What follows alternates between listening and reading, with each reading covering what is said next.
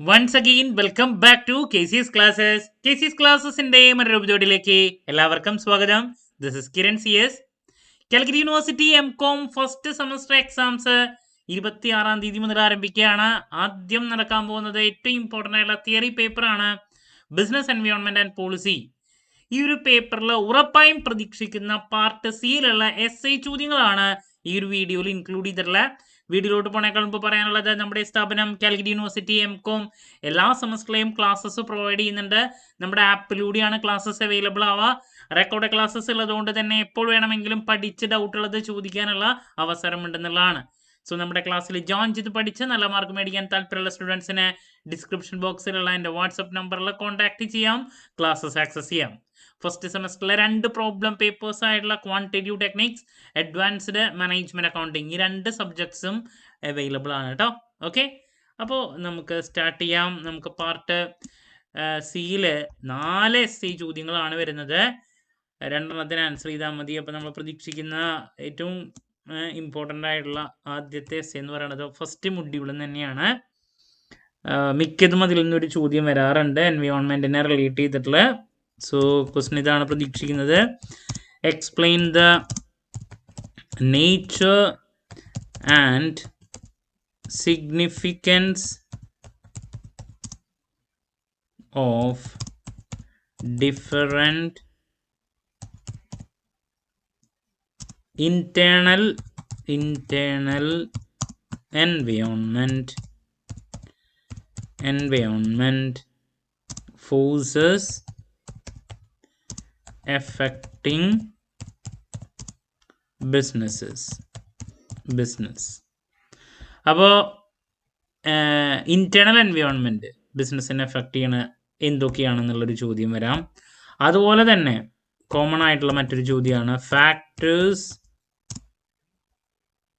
Internal എൻവയോൺമെന്റിന്റെ പോലെ തന്നെ നമുക്ക് അതിൽ വെക്കാൻ പറ്റുന്നതാണ്, അതുകൂടിയും പറയാം. മാക്രോ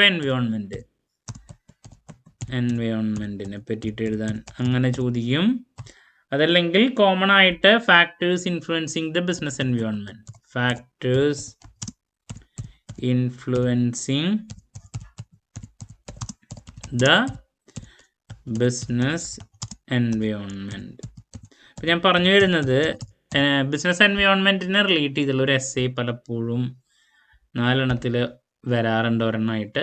അതിൽ ആദ്യത്തെയാണ് ഞാൻ പറഞ്ഞ എന്ന് വെച്ചിട്ടുണ്ടെങ്കിൽ ഇപ്പോൾ ഫാക്ടേഴ്സ് ഇൻഫ്ലുവൻസിങ് ദ ബിസിനസ് എൻവയോൺമെന്റോ, അതല്ലെങ്കിൽ nature and significance of different internal environment forces affecting business, അല്ലെങ്കിൽ മാക്രോ എൻവയോൺമെന്റ്. അപ്പോൾ ഇങ്ങനെ ഫസ്റ്റ് മൊഡ്യൂളിലത്തെ ഒരു essay റിപ്പീറ്റ് ആയിട്ട് കാണാറുള്ളതാണ്. അപ്പോൾ അത് എന്തായാലും നോക്കി വയ്ക്കുക.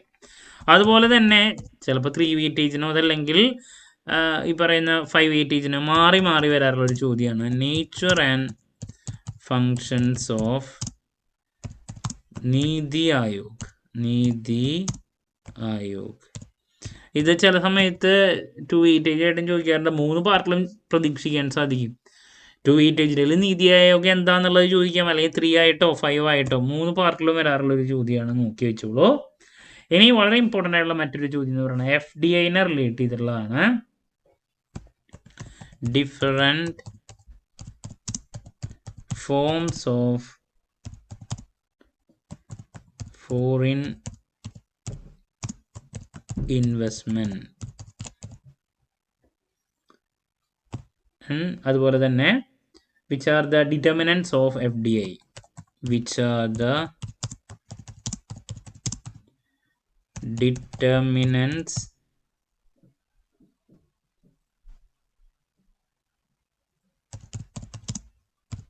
of FDI. അതുപോലെ തന്നെ അപ്പോൾ FDIനെ റിലേറ്റ് ചെയ്തുള്ള ഒരെണ്ണം പ്രതീക്ഷിക്കാം, ഏതെങ്കിലും ഒരു പാർട്ടിൽ എന്തെങ്കിലും ഉണ്ടാവാറുണ്ട്. അതുപോലെ തന്നെ FDI ഇൻ ഒരു പ്രാവശ്യം ചോദിച്ചിട്ടുണ്ടായിരുന്നതാണ്, in retail sector in India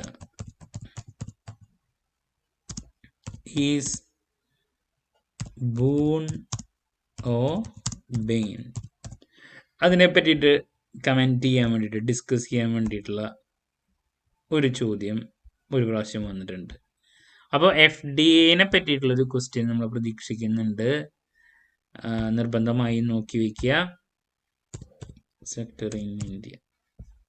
okay, അപ്പോൾ ഇതാണ് SEക്ക് നമുക്ക് എക്സ്പെക്ട് ചെയ്യാൻ സാധിക്കുന്ന മറ്റൊരു ഏരിയ എന്ന് പറയുന്നത് FDA കേട്ടോ.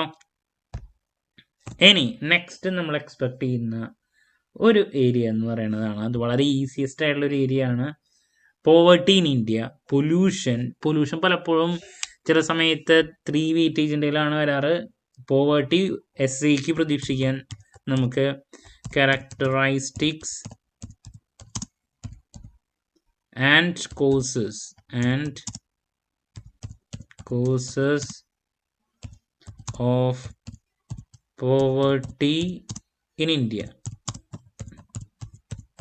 ഇപ്പോൾ പൊല്യൂഷൻ ആ ഒരു ഏരിയയിൽ ഏതെങ്കിലും ഒരെണ്ണം എടുത്ത് ചോദിക്കാറുണ്ട് കേട്ടോ. ഞാനിപ്പോൾ പോവർട്ടി എടുത്ത് പറഞ്ഞു എന്ന് മാത്രം, പൊല്യൂഷനോ പോവർട്ടിയോ അങ്ങനെ ഏതെങ്കിലും ഒരെണ്ണം വരാറുണ്ട്. Next liberalisation, globalisation. അതിൽ നിന്നൊരു ചോദ്യം പ്രതീക്ഷിക്കുന്നുണ്ട്. പ്രൈവറ്റൈസേഷൻ. ഇപ്പോൾ ലിബറലൈസേഷൻ എന്താണ്, അതിൻ്റെ അഡ്വാൻറ്റേജസ് ആൻഡ് ഡിസ്അഡ്വാൻറ്റേജസ് എഴുതാൻ വേണ്ടിയിട്ട്. അതുപോലെ തന്നെ ഗ്ലോബലൈസേഷൻ. ഓക്കെ, ഏതെങ്കിലും ഒരെണ്ണം. പിന്നെ പ്രൈവറ്റൈസേഷൻ ഉണ്ട്. കൂടുതൽ നമ്മൾ പ്രതീക്ഷിക്കുന്നത് ലിബറലൈസേഷനോ അതല്ലെങ്കിൽ ഗ്ലോബലൈസേഷനോ ആണ് കൂടുതൽ എക്സ്പെക്ട് ചെയ്യുന്നത്.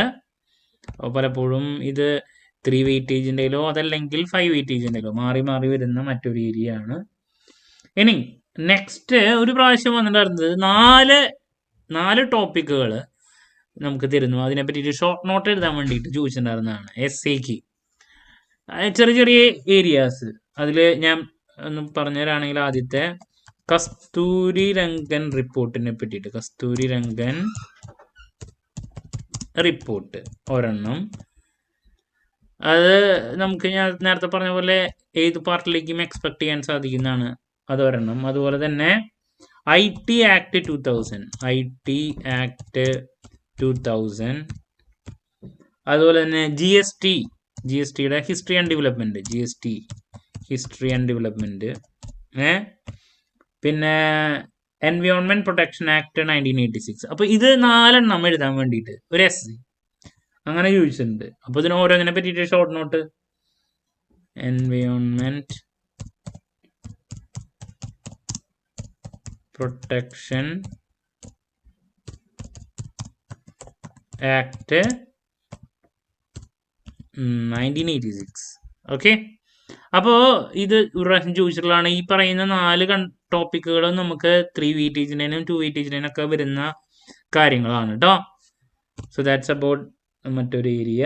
അപ്പോൾ ഏറ്റവും കൂടുതൽ SEക്ക് എക്സ്പെക്ട് ചെയ്യുന്നതൊക്കെ നമ്മളിപ്പോൾ കണ്ടു കഴിഞ്ഞു. ഇനി നമ്മൾ പ്രതീക്ഷിക്കുന്ന മറ്റൊരു ചോദ്യം എന്ന് പറയുന്നത് MNCസിനെ പറ്റിയിട്ടാണ്. MNCs എന്താണ്, അതിൻ്റെ features, merits, demerits.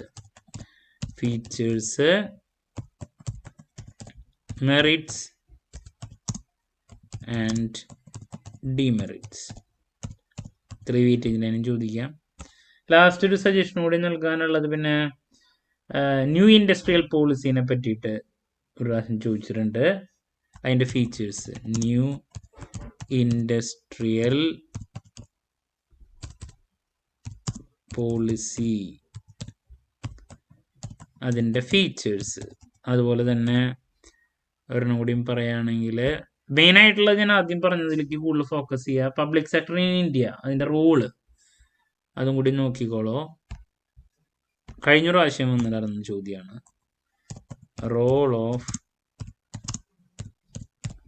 Public sector in India.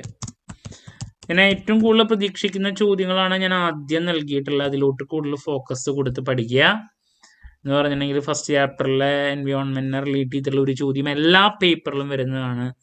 Factors influencing business environment, internal environment, macro environment, അങ്ങനെ ഒരെണ്ണം. നീതി ആയോഗ് നോക്കണം, FDA നോക്കിയിരിക്കണം. പിന്നെ പോവർട്ടിയോ പൊല്യൂഷനെയോ ഏതിനെങ്കിലും റിലേറ്റ് ചെയ്തിട്ട് അതിൻ്റെ കോസസ്, ക്യാരക്ടറിസ്റ്റിക്സ് എഴുതാൻ വേണ്ടിയിട്ട് വരാറുണ്ട്. Liberalisation and globalisation repeat area ആണ്. പിന്നെ ഞാനൊരു 3-4 ടോപ്പിക്കുകൾ പറഞ്ഞത് ഒരു പ്രാവശ്യം ചോദിച്ച ഒരു ടൈപ്പ് പറഞ്ഞു എന്ന് മാത്രം.